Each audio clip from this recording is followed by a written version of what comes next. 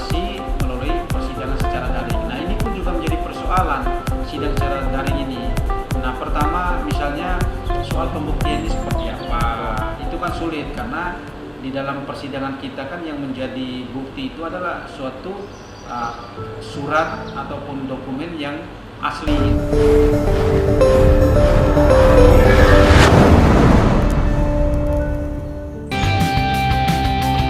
Assalamualaikum warahmatullahi wabarakatuh.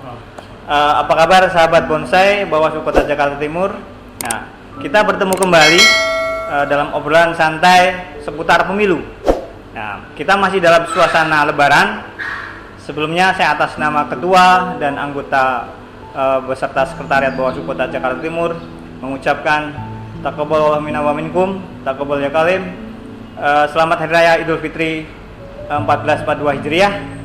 Minal aidin wal faizin, mohon maaf lahir batin apabila selama ini kami berinteraksi dengan sahabat bonsai, selama ini kita ada kalimat atau tindakan yang menyinggung sahabat bonsai semuanya. Baik sahabat bonsai, hari ini kita mengundang narasumber yang cukup keren, keren cadas kalau kata Refli Harun, salah satu anggota Bawaslu Provinsi Jakarta, Provinsi DKI Jakarta. Beliau adalah Abang Mahyudin SHMH. Kita panggil abang saya, Pak Mahyudin ya. Baik Pak, tidak apa-apa. Saya panggil Bang Mahyudin. Nah, biar tidak terlalu formal, seperti cover acara kita adalah obrolan santai. Baik, Bang Mahyudin ini adalah koordinator divisi penyelesaian sengketa Bawaslu Provinsi DKI Jakarta periode 2017, 2018, 2023 ya. Baik, mungkin untuk pertama, gimana kabarnya hari ini? Alhamdulillah sehat Pak Prai. Lihat Pak Prai itu jadi semangat saya ini. Alhamdulillah. Baik. Nah, aktivitas apa yang sehari-hari dilakukan selama pandemi ini, Bang Mahyudin? Biasalah, setelah jadwal kantor sudah mulai masuk, kita melakukan aktivitas rutin dalam melakukan pembinaan ya, baik di sekretariat juga di kegiatan-kegiatan untuk kabupaten kota lah.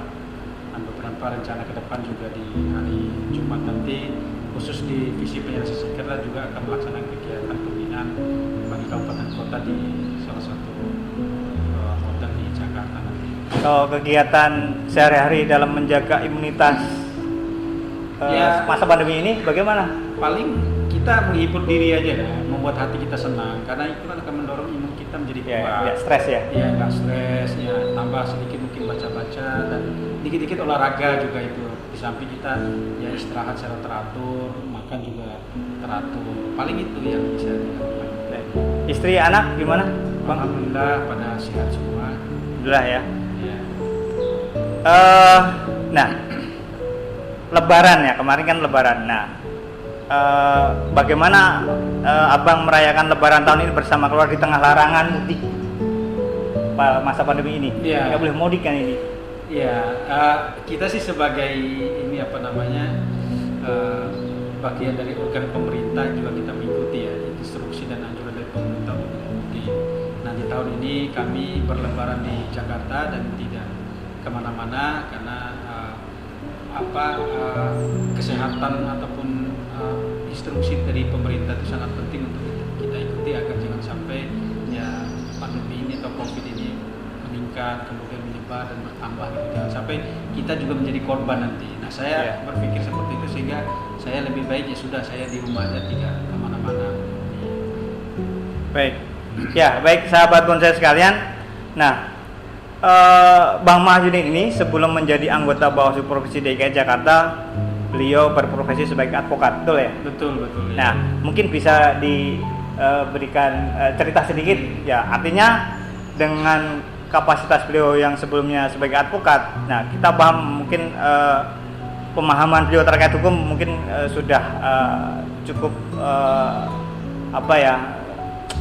cukup mumpuni lah ya terkait permasalahan hukum. Mungkin bisa cerita, Bang? Iya, saya dulu waktu di advokat itu lebih kurang 9 tahun lah ya menjalani profesi advokat itu. Tapi saya belum sempat membuat kantor sendiri pada saat itu. Ketika akhir-akhir menjelang mau masuk Bawaslu, saya sempat sudah membuat kantor sendiri. Di mana itu? Saya masih ikut senior awalnya itu. Nah, di daerah Jakarta, itu di Jakarta Timur pada saat itu. Nah, namun karena saya diterima di Bawaslu Provinsi DKI Jakarta, kemudian kita kan diminta untuk tidak lagi berprofesi menjadi advokat, maka sampai sekarang masih fokus dengan Bawaslu. Nah, di dunia advokat juga ini kan cukup memberikan suatu dorongan dan motivasi bagi saya untuk terlibat dan ikut di dalam proses seleksi di Bawaslu Provinsi DKI Jakarta. Nah, karena di dalam masa itu juga saya sempat studi untuk mengambil S2 saya di UI dengan konsentrasi hukum tata negara, sehingga lengkap keberanian saya untuk mengikuti seleksi di Bawaslu Provinsi DKI Jakarta. Karena syaratnya kan mengetahui tentang ketatanegaraan, tentang kepemiluan, terus kemudian tentang partai politik dan seterusnya. Dan itu kan menjadi bagian saya juga ketika saya juga menjadi dosen di salah satu perguruan tinggi di Jakarta, sehingga saya berpikir, loh, ini materi-materi yang dimintakan sebagai syarat di Bawaslu ini kan materi yang setiap harinya saya lakukan, saya ajar kepada mahasiswa. Terlebih juga saya punya basic sebagai advokat di dalam keseharian saya. Berapa tahun di advokat, Bang? Ya lebih kurang 9 tahun lah ya, 9 tahun, karena saya pada saat itu saya ikut ujian di Peradi pada saat itu sekitar tahun 2010 ya. 2010 ya. Sekali saya ujian, alhamdulillah saya langsung dinyatakan lulus, walaupun proses dalam menjadi advokat penuh itu kan harus magang 2 tahun dengan harus mengumpulkan perkara minimal 9 di dalam, sehingga baru bisa kita dilantik menjadi advokat. Itu agak berat sih memang pada saat itu kita menjadi advokat. Baik, ya. Baik sahabat bonsai, nah berikutnya kita ngobrol bersama Bang Mahyudin beberapa hal terkait penyelesaian sengketa pemilu. Nah, bisa dijelaskan sedikit Bang Mahyudin terkait apa sih penyelesaian sengketa pemilu itu? Iya, sengketa proses pemilu ini kan sebagai upaya untuk menjaga ya keadilan pemilu. Salah satu cara untuk menjaga pemilu, karena kehadiran Bawaslu di dalam penyelenggaraan pemilu ini kan untuk menjaga itu.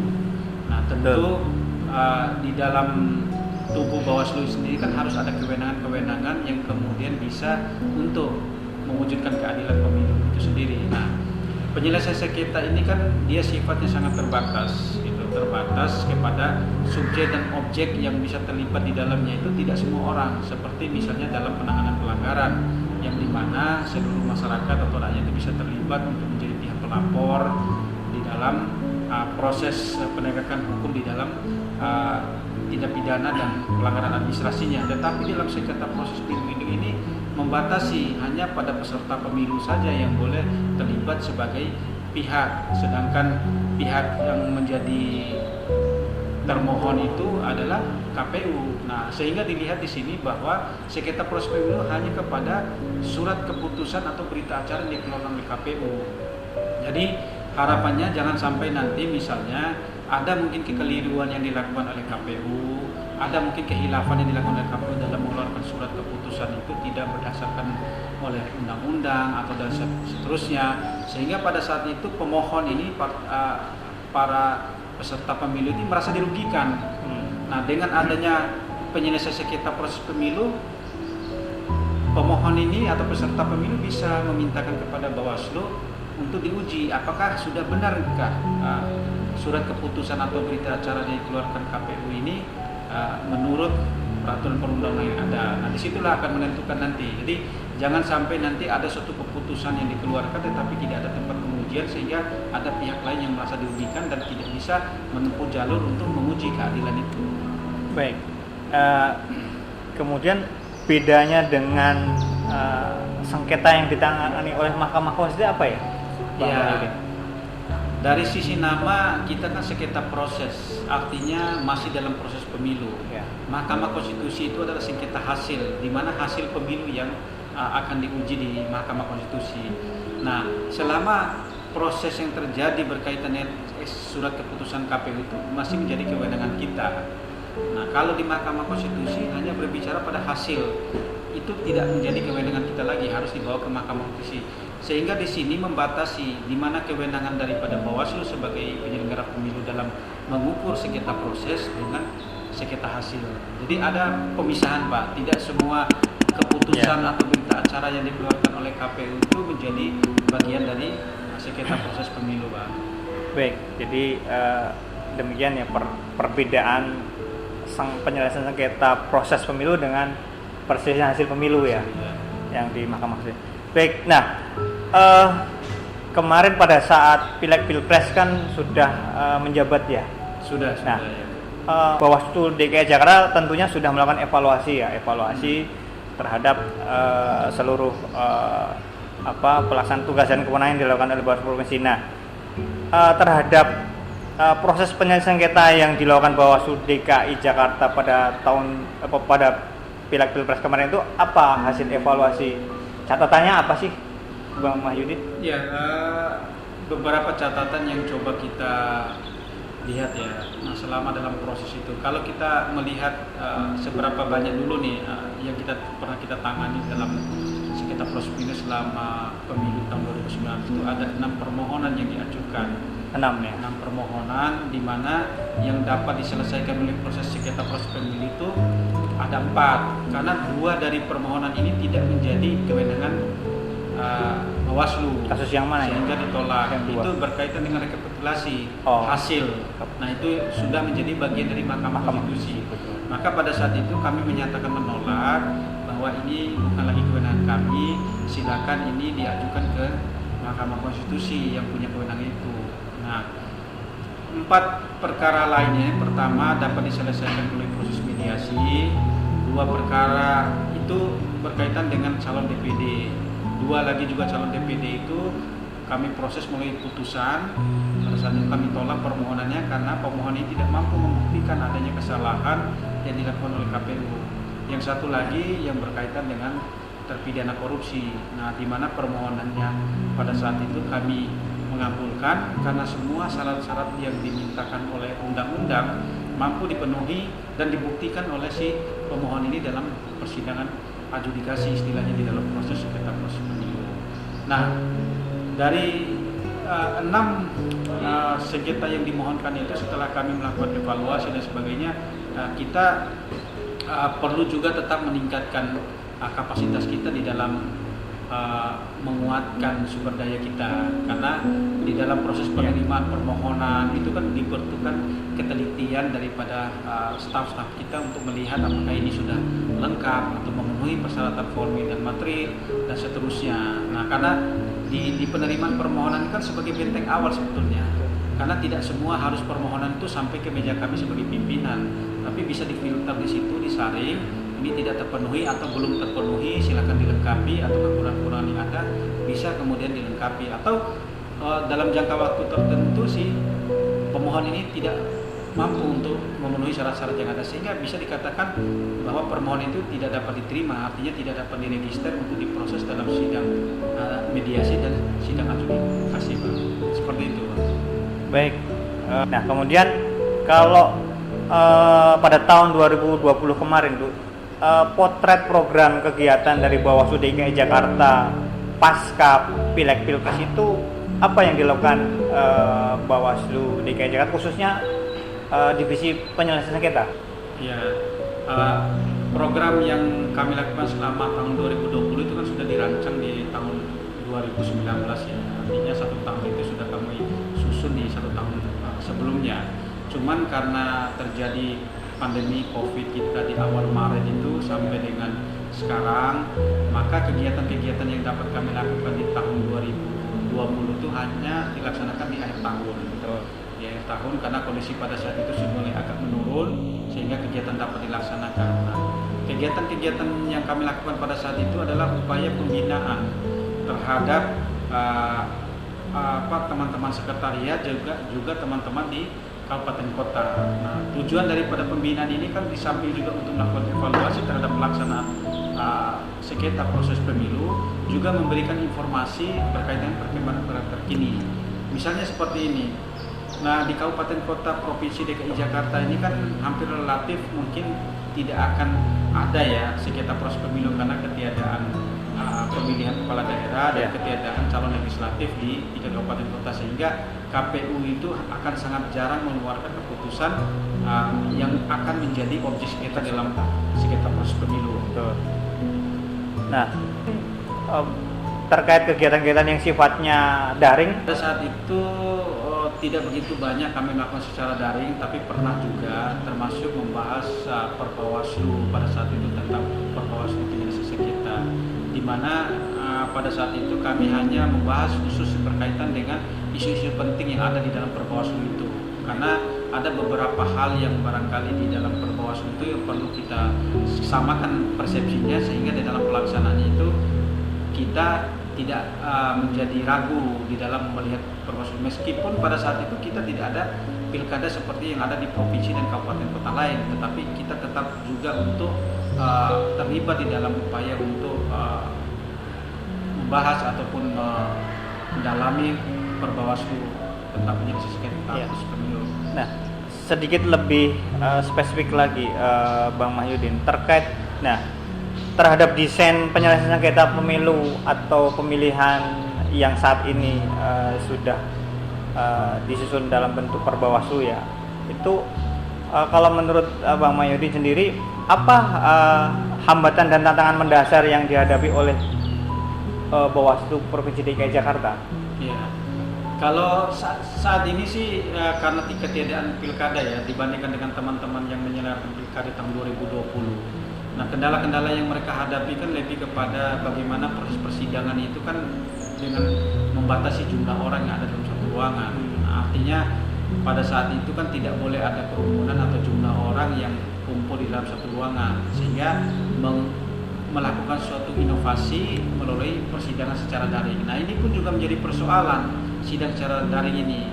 Nah, pertama misalnya soal pembuktiannya seperti apa, itu kan sulit karena di dalam persidangan kita kan yang menjadi bukti itu adalah suatu surat ataupun dokumen yang asli. Nah, untuk menentukan keaslian jika secara daring ini kan agak sangat sulit. Harus cek fisik ya. Fisiknya itu sangat penting untuk dilihat oleh majelis adjudikasi. Nah, pada saat itu kemudian terjadi sebuah perubahan pemikiran bahwa ketika pada saat nanti pemeriksaan alat bukti, misalnya surat dan sebagainya itu dilakukan secara langsung Pak, meskipun dalam proses-proses yang lain itu bisa dilakukan secara daring. Nah, kalau untuk tahun 2020 memang kita hanya mengikuti dari proses-proses yang ada dari teman-teman yang mengikuti pilkada pada situ, mengamati perkembangan dan kemudian barangkali berdiskusi lah dengan teman-teman ketika terjadi komunikasi di antara kita, meminta saran, pendapat dan sebagainya. Ya paling itu yang kita lakukan selama pilkada itu tidak ada di Bawaslu di DKI. Baik, apa harapan dan target dari Divisi Penyelenggaraan di tahun 2021 ini? Ya, tahun 2021 ini kan juga kita tetap ya melakukan penguatan terhadap teman-teman di sekretariat dan Bawaslu Provinsi DKI Jakarta. Nah, di ke depan ini di hari Jumat ya tanggal 28 ini kita juga melakukan kegiatan berkaitan dengan subjek dan objek sengketa proses pemilu. Nah, kami melihat bahwa dari pengalaman teman-teman yang menyelenggarakan pilkada itu ada sedikit mungkin yang perlu penguatan terkait dengan subjek dan objek dalam sengketa proses pemilu, karena di dalam sengketa proses pemilu ini ada sengketa antar peserta dengan peserta, antar peserta dengan penyelenggara pemilu. Nah, kalau antar peserta ini memang relatif baru karena Perbawaslu juga baru keluar, karena yang ada pada saat itu adalah sengketa antar peserta dengan penyelenggara. Nah, sehingga menurut saya ini perlu untuk didalami, karena melihat pengalaman dari teman-teman yang ada di pilkada kemarin juga tuh ya ada suatu hal yang perlu juga untuk didalami gitu, karena ada kekeliruan mereka di dalam melihat subjek dan objek ini menjadi sangat penting. Sehingga di mana sih wilayah kerjanya sengketa proses pemilu, seperti katakanlah tadi, kalau memang itu sudah menjadi sengketa hasil ataupun berkaitan dengan rekapitulasi hasil, itu kan harus dibawa ke MK. Nah, apakah ini menjadi objek di dalam sengketa proses pemilu ini? Kan tidak. Nah, mungkin barangkali ini perlu penguatan sehingga pada saat pelaksanaan kita menghadapi pemilu-pemilu ke depan dan pemilihan itu kita sudah begitu enjoy dan kita bisa percaya diri bahwa kita memang sudah menguasai secara baik materi-materi yang ada di dalam peraturan perundang-undangan kepemiluan.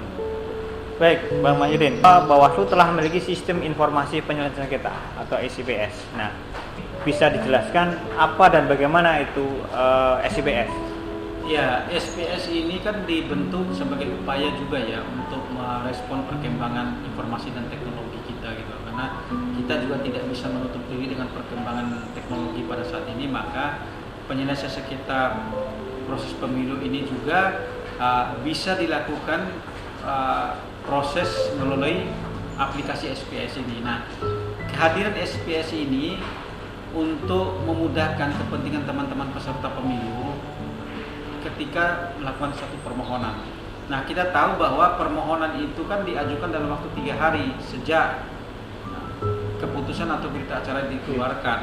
Nah, bagaimana dengan situasi atau kondisi keputusan itu ataupun kantor Bawaslu itu jaraknya begitu jauh, mungkin barangkali terkendala oleh transportasi atau terjadi bencana dan seterusnya, sehingga batas waktu 3 hari itu bisa terlampaui.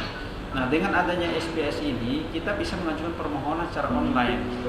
Nah, dengan kita membuka aplikasi SPS, kemudian kita mendaftar dan di situ akan diberikan nomor pendaftaran dan seterusnya, nomor permohonan di situ, dan kemudian kita akan mengupload dokumen-dokumen permohonan kita, sehingga nanti oleh petugas kami di Bawaslu nanti akan memeriksa apakah dokumen-dokumen permohonan itu sudah lengkap atau tidak. Nah, kalau memang sudah lengkap, ya maka bisa diregistrasi dan kemudian diteruskan dalam proses persidangan. Nah, kalaupun dokumen tersebut masih kurang, maka kita akan memberitahu kepada si pemohon itu untuk melengkapi dalam jangka waktu 3 hari sejak diberitahu itu. Nah, meskipun mereka diberikan ruang untuk mengajukan permohonan lewat SIPS, tetapi kewajiban daripada pemohon ini tetap memberikan dokumen secara hard atau secara langsung dokumen-dokumen yang dimasukkan lewat SIPS itu tetap diserahkan secara langsung juga. Nah, makanya dengan kehadiran SPS ini kan untuk memudahkan, sehingga ada pilihan-pilihan yang dapat dilakukan oleh pemohon. Apakah nanti situasinya seperti apa, mereka bisa secara langsung, bisa juga secara tidak langsung melalui aplikasi SPS secara online. Setidaknya SPS ini bermanfaat untuk wilayah-wilayah yang ada permasalahan masalah geografis ya, gitu ya. Iya. Ya, kita juga tidak tahu kan, kalau misalnya di kota-kota besar juga bisa terjadi suatu kondisi tertentu, misalnya banjir dan sebagainya. Mungkin pada saat itu situasi kantor Bawaslu sedang libur dan sebagainya, sehingga dengan adanya aplikasi kan membuktikan bahwa mereka sudah melakukan upaya permohonan. Nah, persoalan nanti bagaimana seterusnya kan paling tidak legalitas mereka untuk menjadi pemohon itu sudah ada, tercatat di situ sesuai dengan jangka waktu 3 hari itu. Perbaikan kelengkapan itu bisa menyusul ya? Bisa menyusul, karena perbaikan itu kan batas waktunya 3 hari sejak diberitahukan oleh Bawaslu. Misalnya setelah diperiksa permohonan itu ternyata masih ada dokumen yang kurang, maka dikembalikan lagi dan diinformasikan kepada pemohon ini agar melengkapi dokumen-dokumen sebagai berikut. Nah, jangka waktu 3 hari lah kemudian batas akhir daripada pengajuan perbaikan permohonan itu. Menurut Bang Mahyudin nih, ini kan nanti pemilu berikutnya adalah pemilu serentak tahun 2024 kan itu. Nah, ya apa yang harus disiapkan oleh para pihak nih, peserta dan KPU sebagai kan mungkin terlapor ya, karena dia mengeluarkan keputusan dalam proses penyelesaian sengketa itu. Untuk pemahaman itu mungkin apa yang harus dipersiapkan oleh para pihak ini dalam menghadapi penyelesaian sengketa pada tahun 2024 nantinya? Ya. Kita sih berupaya untuk melakukan sosialisasi ya, terutama kepada teman-teman kabupaten kota pada saat ini maksudnya ada program-program dan kegiatan yang memang dikhususkan pesertanya juga terhadap partai politik. Nah, dengan adanya kegiatan seperti itu, kita sosialisasi ke teman-teman partai politik, mengetahui betul bagaimana peran mereka, bagaimana mereka harus melakukan pengajuan permohonan dan seterusnya dalam sengketa proses pemilu ini. Karena sifatnya yang khusus itu ya perlu kita untuk sampaikan pada publik, karena tidak semua orang juga paham. Mungkin barangkali partai politik juga atau teman-teman peserta pemilu, dengan kita melakukan sosialisasi seperti ini kan mereka juga akan semangat untuk membuka undang-undang khususnya berkaitan dengan sengketa proses pemilu ini. Karena kalau kita tidak melakukan upaya ini kan, jadi masyarakatnya juga agak kurang-kurang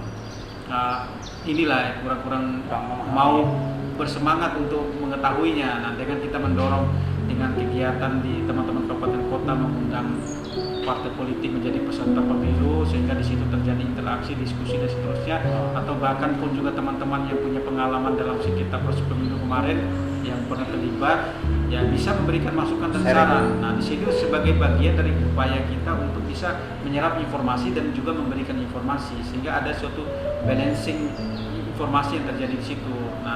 Nah, kalau memang sudah demikian kan enak pada saat nanti pemilu dilaksanakan, karena pemohon atau partai politik ini sudah paham betul bagaimana proses dan mekanisme di dalam sengketa proses pemilu, khususnya dalam pengajuan permohonan.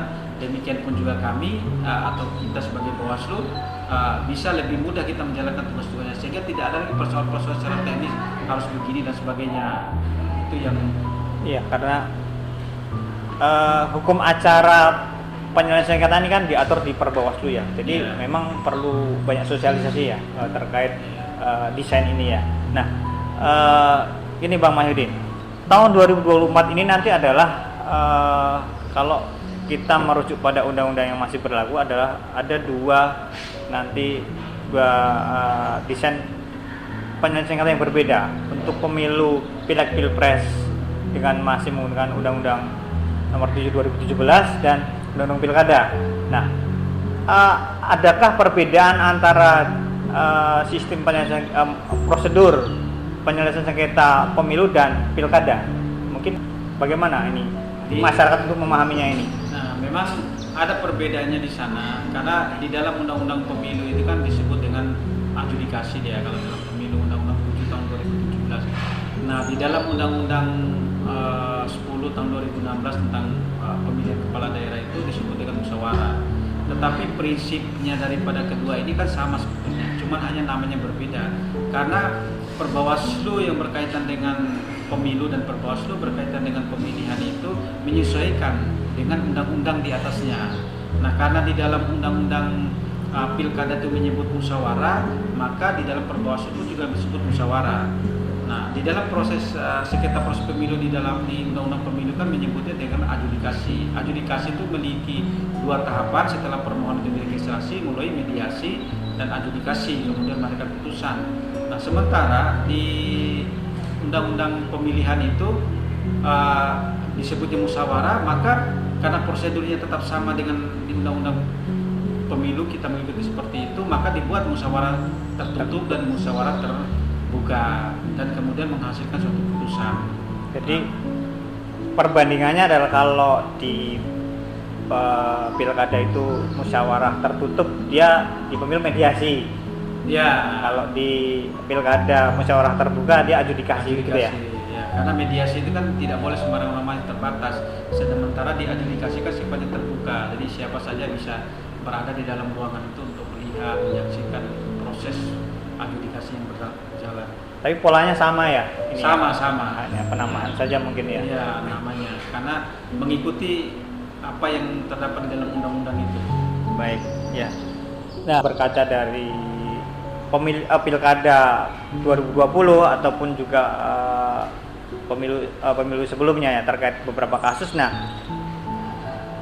menurut Bang Maya ini potensi di hal apa atau tahapan mana sih nanti kemudian muncul menyebabkan ruang sengketa pada tahun 2024 itu di hal apa ataupun tahapan mana?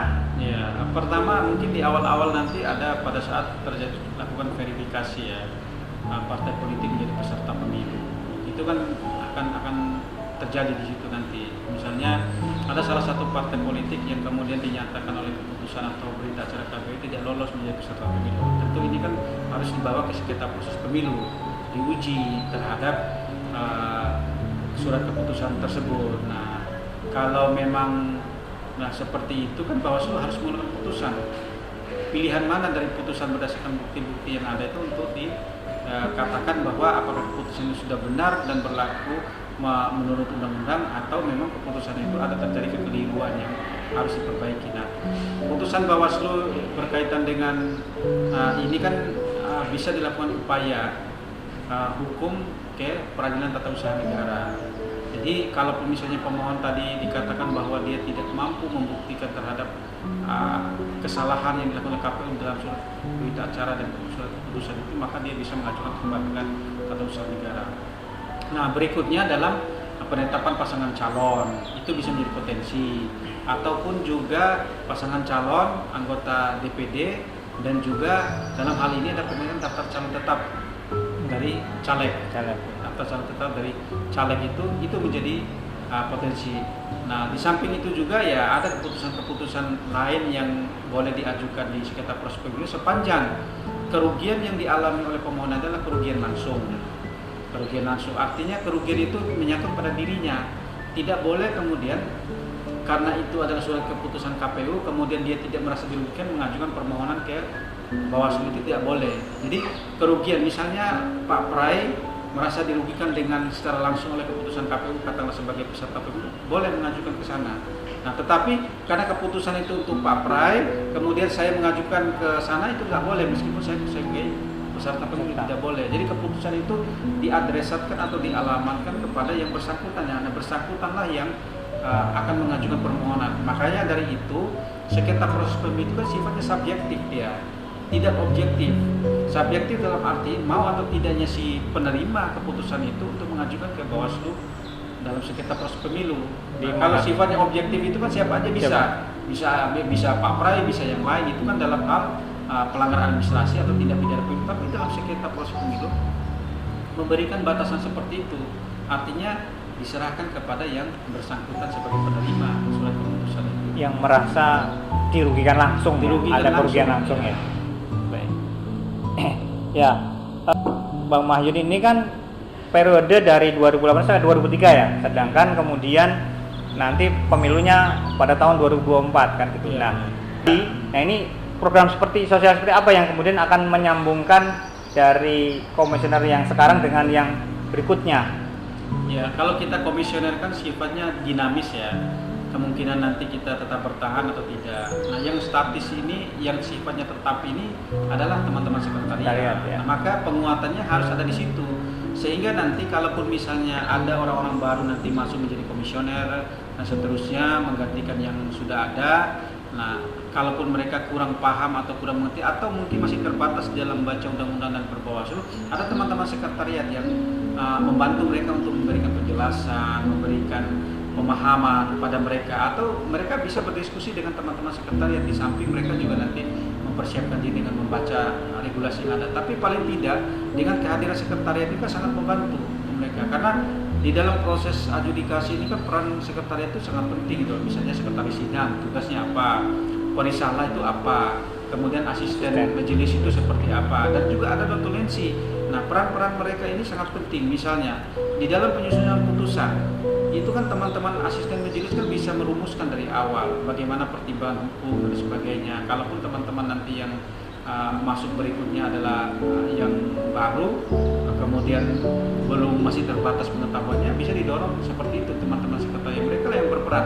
Paling nanti kan teman-teman di pimpinan nanti atau di majelis itu bilang ya putusannya akan begini, tetapi pertimbangan hukumnya bisa disusun oleh teman-teman sekretariat yang sudah dilatih dari semenjak sekarang sampai dengan menuju tahun 2024. Jadi kekhawatiran seperti itu kita bisa nutupin dengan penguatan di teman-teman sekretariat. Tidak saja dalam sisi SDM-nya, tetapi kesiapan sarana dan prasarana juga kita harus persiapkan. Apalagi di DKI ini kan cukup luar biasa ya. Ada persoalan apapun kan sudah menjadi konsumsi publik dan menjadi nasional, masuk di televisi dan seterusnya. Maka kita benar-benar harus mempersiapkan diri sejak dari awal. Iya. Nah, apa langkah Bawaslu Provinsi DKI Jakarta untuk mengoptimalisasi pelayanan proses penyelesaian sengketa dengan agar bisa mengakomodasi kepentingan para pihak yang nanti akan bersengketa? Iya, kita sih terus mendorong kepada teman-teman sekretariat termasuk juga Bawaslu Kabupaten Kota itu untuk menguasai dan memahami secara baik apa yang menjadi kewenangan mereka. Nah, kita meminta mereka juga untuk membaca lebih sering perbawaslu, undang-undang. Itu kan untuk menimbulkan suatu anggapan bahwa mereka itu mampu untuk melaksanakan tugas. Nah, kalau keyakinan ini sudah mulai nampak dalam diri mereka, artinya mereka bisa melaksanakan tugas dengan baik. Nah, yang kita khawatirkan itu kan mereka ini kurang memahami terhadap tugas dan fungsinya, sehingga berhadapan dengan pemohon nanti mereka terlihat begitu tidak profesional. Maka kita dorong dengan pelatihan-pelatihan yang kita lakukan, mendorong mereka secara informal juga mereka untuk baca dan seterusnya. Bahkan di teman-teman sekretariat khususnya divisi penelitian sengketa sering saya undang ke ruangan saya untuk berdiskusi lah dari sisi pandangan mereka seperti apa, yang perlu kita sampaikan kepada mereka itu apa pula, sehingga terjadi kombinasi dan interaksi pengetahuan ini secara baik di antara kita. Mungkin menurut mereka ada satu hal yang pada saat mereka di pemilu tahun 2019 ada hal yang kurang yang kita lakukan, mereka bisa memberikan input terhadap kami sehingga kami bisa memperbaiki, atau sebaliknya kita melihat ada yang kurang dari mereka, bisa kita sampaikan ini harus diperbaiki seperti itu. Jadi penguatan dalam level inilah yang paling penting itu, karena mereka ini adalah sebagai pintu awal di dalam proses, bahkan juga dalam pertengahan dan dalam putusan itu sangat membantu gitu dalam majelis untuk menyusun suatu putusan dalam bentuk hasil akhirnya nanti. Ya, saya dengar juga Bang Mahyudin ini kan sering diundang oleh Bawaslu RI ya, ikut beberapa kegiatan FGD penyelesaian sengketa. Nah, bisa apa isu krusial yang dibahas di tingkat Bawaslu RI? Ya, banyak hal ya yang ingin dilakukan, apalagi menghadapi pemilu dan pemilihan secara bersamaan di tahun yang sama ya, meskipun beda bulan nanti kan tentu juga pengalaman di pilkada di tahun 2020 itu kan membuat Bawaslu RI juga mulai mikir-mikir bagaimana harusnya dibawa terhadap sengketa proses pemilu ini. Maka mulai dilakukan suatu perubahan-perubahan berkaitan dengan kerangka hukum, model dan seterusnya, itu kan sedang dibahas pada saat itu. Sehingga pada saat kita menghadapi di pemilu dan pemilihan tahun 2024 itu sengketa proses pemilu tidak saja dalam kesiapan SDM, tetapi regulasinya sudah bisa untuk mengawal dalam proses sengketa proses pemilu. Jadi pada saat ini Bawaslu sedang konsen dalam dua hal. Pertama dari penguatan SDM, yang kedua yang berkaitan dengan tentang bagaimana desain dari pelaksanaan sengketa proses pemilu itu dari sisi kerangka hukumnya, misalnya dari pengajuan permohonannya, kemudian ya bentuk koreksi putusan dan seterusnya itu sedang diolah di sana Pak, sehingga kita melihat nanti seperti apa hasil akhirnya, dan itu menjadi bagian yang terpenting bagi kita untuk kita proses sehingga kita bisa melaksanakan tugas kita dengan baik. Baik, mungkin closing statement Bang Mahyudin terkait apa yang sudah kita bicarakan hari ini bisa disampaikan ke sahabat bonsai seluruhnya. Ya. Silakan. Baik, di setiap waktu pemilu kan selalu berubah bentuk, berubah model penyelenggaraan. Nah, bagi kita sebagai pengawas pemilu, kita harus siap untuk menghadapi itu dengan cara kita untuk terus meningkatkan kemampuan kita. Karena salah satu cara untuk kita bisa secara profesional melaksanakan tugas kita ketika kita menguasai semua ketentuan-ketentuan yang terdapat dalam regulasi ini. Nah, kita berharap bahwa dengan persiapan dan kesiapan yang kita lakukan hari ini akan melahirkan suatu penyelesaian sengketa yang memberikan nilai manfaat dan keadilan bagi siapapun yang memohon keadilan di Bawaslu mulai sengketa proses pemilu. Dan kita berharap sih bahwa dengan kesiapan ini mampu untuk menjamin lahirnya keadilan pemilu khususnya dalam menguji surat keputusan dan berita acara yang dikeluarkan oleh KPU. Baik, demikian closing statement dari Bang Mahyudin, Koordinator Divisi Penyelesaian Sengketa Bawaslu Provinsi DKI Jakarta. Kalau kita mengadres apa yang disampaikan oleh beliau, saat ini memang Bawaslu Provinsi DKI Jakarta lebih pada konsolidasi pengoptimalisasian kapasitas dari sekretariat juga dengan anggota Bawaslu Kabupaten Kota untuk proses penyelesaian sengketa yang maksimal di pemilu tahun 2024. Demikian saya akhiri. Assalamualaikum warahmatullahi wabarakatuh. Waalaikumsalam. Aduh.